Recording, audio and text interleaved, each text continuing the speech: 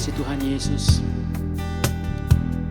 Oleh anugerah-Mu kami ada sampai saat ini Tuhan. Bawa kami untuk kami lebih dekat lagi kepadamu Tuhan. Menikmati indahnya hadirat-Mu Tuhan. Bersama dengan Engkau di setiap waktu dalam kehidupan kami. Terima kasih Tuhan. Kau baik Tuhan. Kau yang kami sembah selamanya.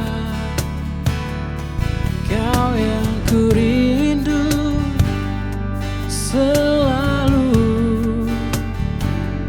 berada di dekat-Mu, oh Tuhan.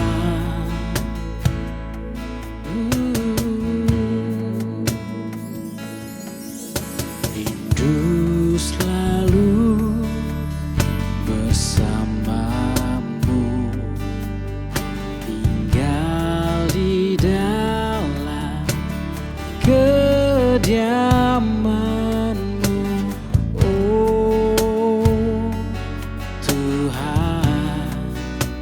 Sebab ku sukai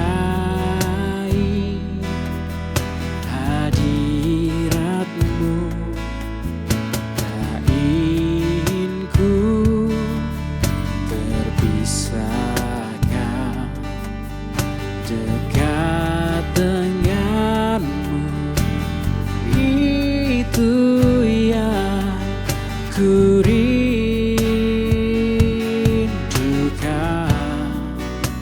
sebab ku dapati kedamaian.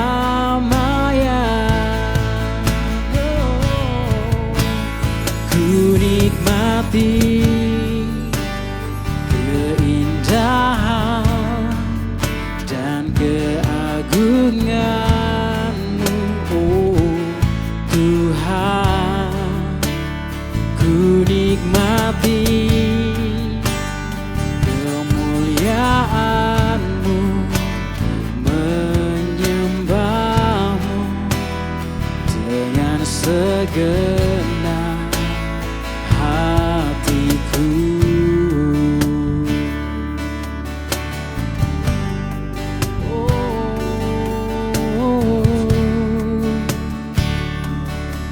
Ini kerinduan kami Tuhan.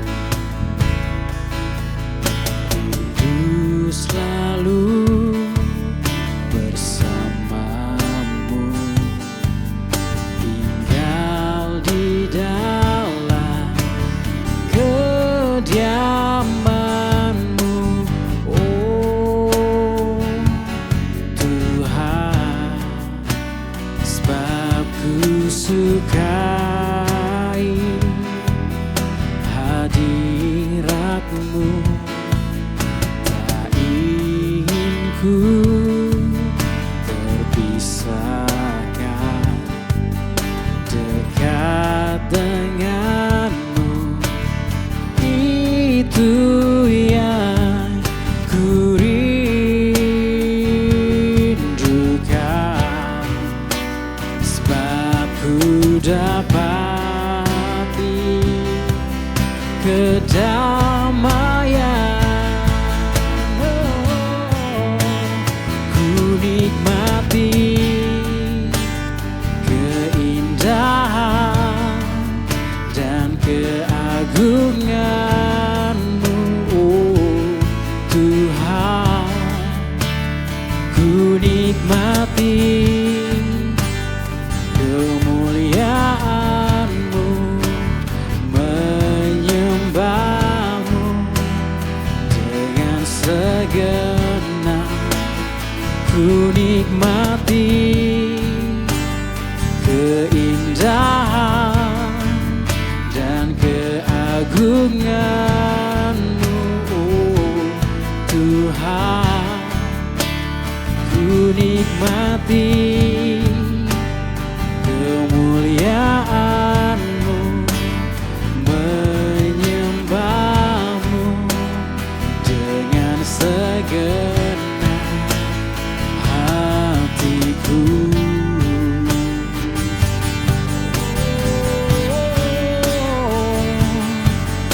Segenap hatiku menyembah-Mu Tuhan.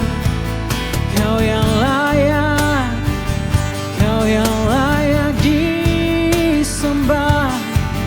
Engkau Yesus Tuhan yang layak disembah.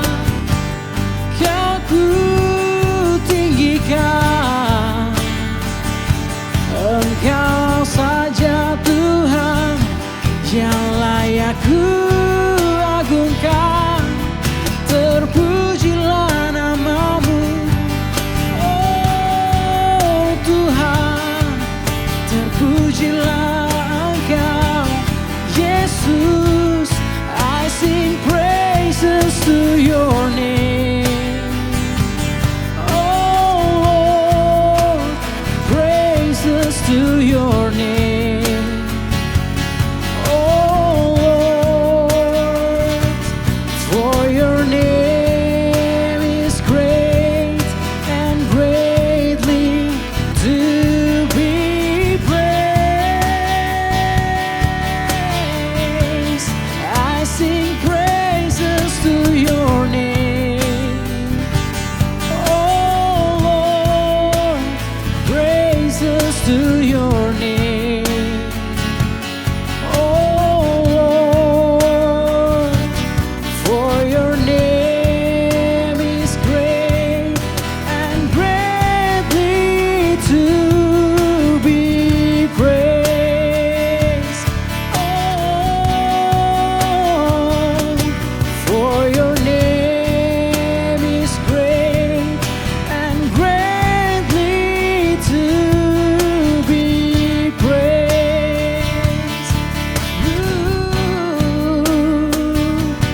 For your name is great and greatly to be praised.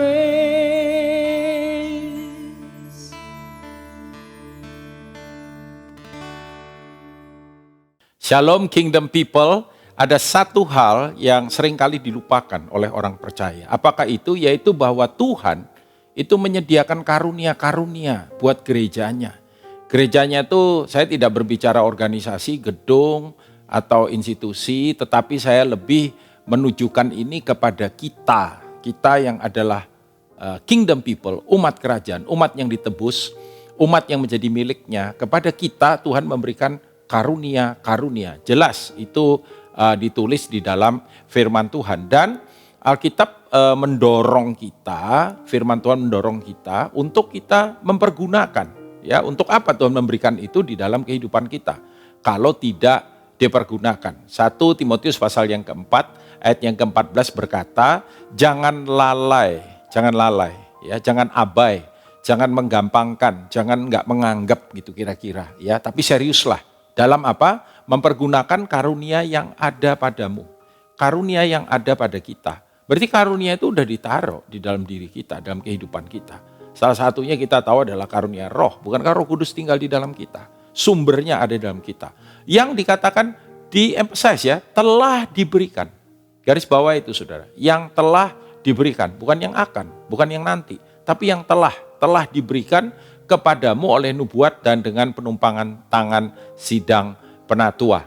Saudara, ini adalah bagian dari surat Rasul Paulus kepada anak rohaninya Timotius, yang hari ini juga saya percaya sebagai firman Tuhan, surat ini juga berbicara bagi kita orang percaya. Alkitab mengatakan bahwa Tuhan mau agar kita memakai karunia itu, karena karunia itu telah diberikan kepada kita. Nah, saya menemukan di lapangan bahwa seringkali ada dua sikap yang salah. Ini dua sikap yang salah. Ya, yang pertama adalah sikap pasif.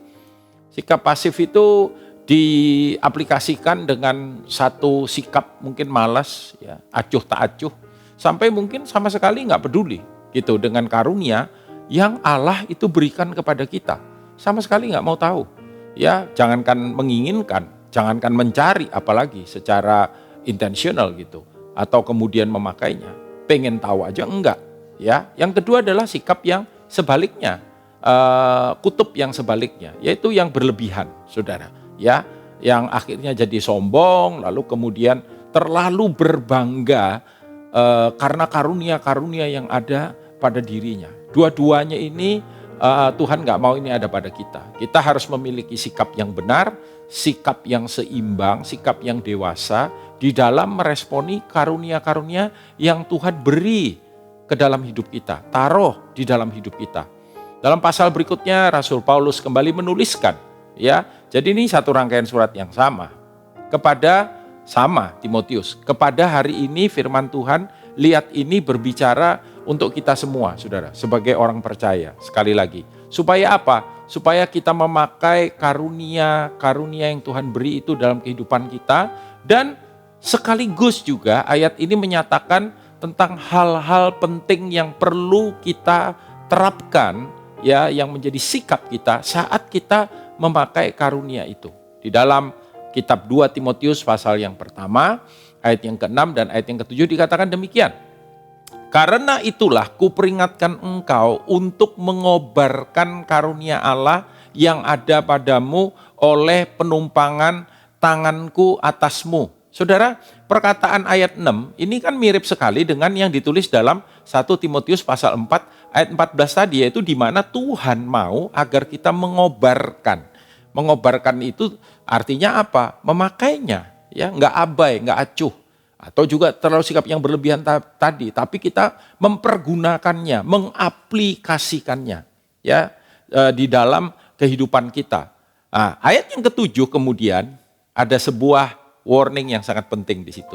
Sebab dikatakan Allah memberikan kepada kita bukan roh ketakutan. Saya percaya saudara bahwa ayat 6 dan ayat 7 ini merupakan satu pola pikir, ya, ada kesinambungan di sana. Ya, Tuhan tidak kasih kita roh ketakutan. Kenapa banyak orang gagal di dalam mengaplikasikan karunia? Karena takut, ya. Karena kemudian ada rasa khawatir, cemas, dan atau mungkin juga biarin aja deh, Tuhan kan kita punya pola pikir yang dipakai Tuhan itu orang-orang tertentu. Padahal enggak, Tuhan mau pakai kita semua. Ya, ada satu ungkapan yang sangat penting. Saya lupa siapa yang ngomong pertama kali, tapi saya pernah membaca sebuah buku yang berkata every member is a minister. Setiap anggota itu harusnya melayani, setiap anggota itu harusnya aktif. Sebabnya Tuhan kasih karunia-karunia yang memampukan kita agar kita boleh berfungsi, agar kita boleh aktif, agar kehidupan kita berdampak dan menjadi berkat buat orang lain, berguna bagi kerajaannya. Karena itu dikatakan Allah memberikan kepada kita bukan roh ketakutan, melainkan apa itu manifestasinya? Roh yang membangkitkan kekuatan, kasih, dan ketertiban. Saudaraku, saya percaya ayat yang ke-7 ini mengingatkan kita, tentu saja nomor satu yang paling utama yang menjadi basic adalah kita harus berani, ya. Tetapi diberi koridor, ya, diberi sebuah tuntunan agar apa, saudara? Agar kita mempergunakannya dengan benar. Mempergunakan dengan benar itu bagaimana? Yaitu mempergunakannya dikatakan dengan kekuatan. Kekuatan yang dianugerahkan Tuhan sendiri kepada kita. Maksudnya apa, Pak Daniel? Maksudnya adalah bahwa kita harus berani melangkah. Ya, karena kalau kita tidak mencobanya, kita tidak berani melangkah, mempergunakannya. Dan kalau kita nggak mempergunakannya, itu bisa hilang. You use it or lose it, ya. Pakai itu, saudara.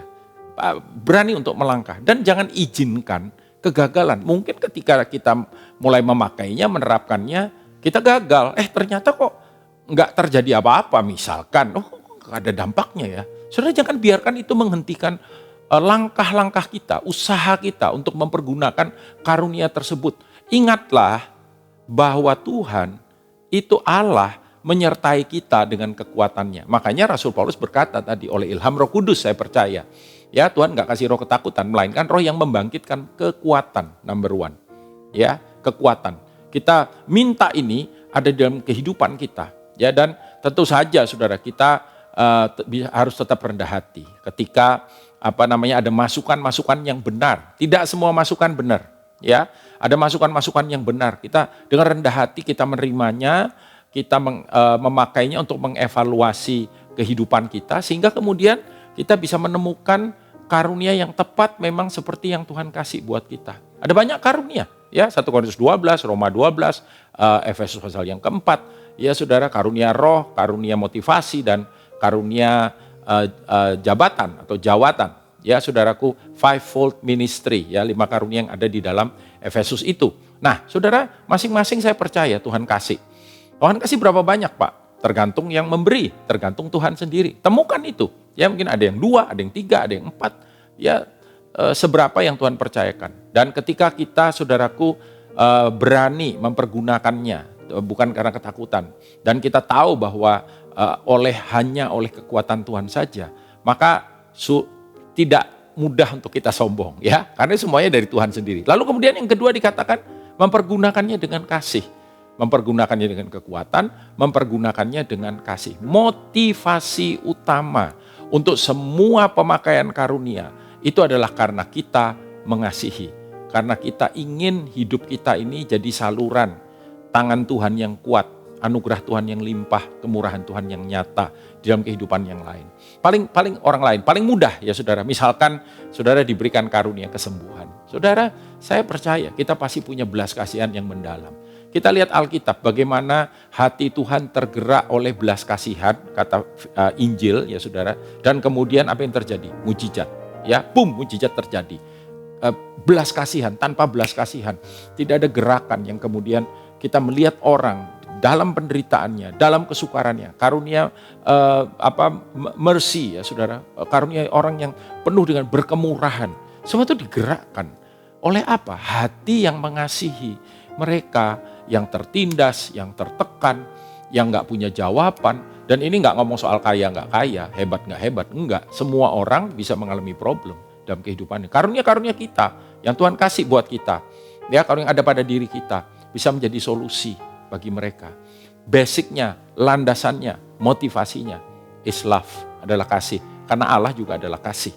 Ya, saudaraku, ketika kita mengerjakan itu dengan kesungguhan, bergerak oleh kasih yang mendalam, maka saya percaya saudara, itu akan menjadi berkat bagi banyak orang. Dan sekaligus itu akan menyingkirkan apa? Kesombongan, kepentingan diri sendiri, atau ketidakpedulian kepada orang lain. And then the last but not least, mempergunakannya dalam atau dengan tertib, dengan ketertiban. Ya, apa ada yang sembarang? Ada, saudara. Ya, ada yang orang kemudian seenaknya sendiri, ya, bahkan kemudian mau-maunya sendiri, merasa dirinya hebat. Oh, I'm the anointed, ya, and then dia bisa melakukan sesuai apa yang menjadi mau, dan mungkin untuk keuntungan diri sendiri. Ya, nah, roh Allah itu roh yang tertib, Roh Kudus itu roh yang tertib. Kecuali roh kuda, ya saudara, kalau kita ada roh Allah, kita akan mudah ditertibkan. Kita memiliki disiplin, ya, memiliki penguasaan diri, tertib termasuk kita memiliki ketundukan terhadap siapa? Terhadap arahan yang benar dari otoritas yang ada di atas kita. Saya pernah ketika saya sekolah Alkitab, gereja yang menaungi Bible College di mana saya belajar adalah gereja yang sangat open terhadap pelayanan nubuat misalkan. Ya, setahun sekali mereka membuat yang namanya presbytery meeting, mereka mengundang hamba-hamba Tuhan yang berkarunia, dan kemudian di ibadah-ibadah mereka terbuka terhadap apa yang Tuhan mau nyatakan buat gereja. Dan tetapi ya setiap kali kalau misalkan ada seseorang yang maju ke depan dan menyampaikan, biasanya tengah-tengah penyembahan, ada orang berkata, Pak, aku dapat impresi, saya dapat impresi begitu ya. Maka itu harus disampaikan dengan leaders yang ada di situ yang akan menimbang. Ya, dan kalau leadersnya bilang, oke, later ya, nanti dulu ya, sabar ya, gini-gini.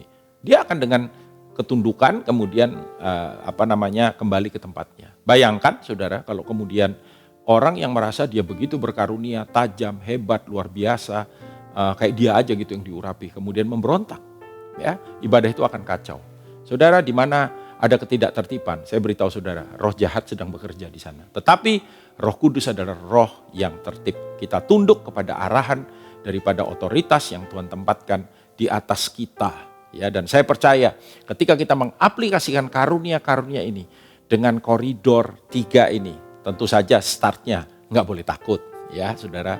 Tapi ada ketundukan, ada ketertiban, ada saudaraku keberanian, ada kekuatan yang daripada kita tahu ini dari Tuhan, ini bukan dari kita. Dan tentu saja kasih. Maka kehidupan kita, penerapan, aplikasi daripada karunia ini pasti pasti jadi berkat. Bukan hanya bagi gerejanya, tapi bahkan bagi dunia yang terhilang. Di dalamnya nama Tuhan dipermuliakan, jiwa-jiwa dijangkau, dimuridkan, dibangun. Dan saya percaya kita menjadi agen kerajaan surga, alat yang ada di tangannya, efisien, efektif bagi kemuliaannya. Tuhan Yesus memberkati. Amin.